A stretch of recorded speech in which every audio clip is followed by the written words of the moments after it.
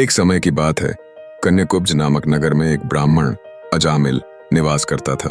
उसकी धार्मिकता और सच्चाई की प्रशंसा होती थी।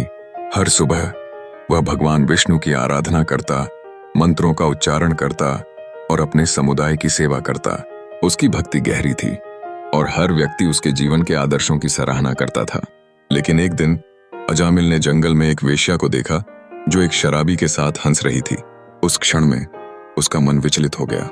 घटना ने अजामिल के हृदय के अंधकार में एक काली छाया डाल दी। वह धीरे धीरे वेश्या के प्रेम में गिरने लगा, जिससे उसकी धार्मिकता धीरे धीरे छूटने लगी। पूजा पाठ की धारा बाधित हो गई और पाप की नदी में वह बहने लगा। असमय बीते समय ने अजामिल को बूढ़ा कर दिया। उसके पास कई संतानें थीं, लेकिन सबसे छोटे बेटे नारायण के प्रति उसका प्रेम अनमोल था। उसकी आंखों में हमेशा नारायण का चेहरा छाया रहता था। एक दिन जब मौत का समय निकट आया, यमदूत उसके प्राण लेने आए।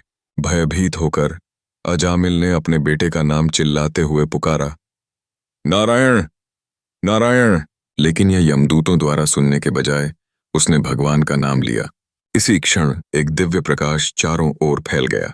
विष्णुदूत प्रकट हुए और उन्होंने यमदूतों को रोकते हुए कहा, रुको, अजामिल का प्राण तुम नहीं ले सकते। उसने भगवान का नाम लिया है।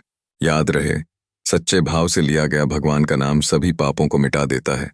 विष्णुदूतों की बातों ने अजामिल की आंखों में आंसू ला दिए। उसे अपने के पापों का गहरा पछतावा हुआ। उसके जीवन का बाकी हिस्सा अब भक्तिपूर्ण साधना में बीतने लगा।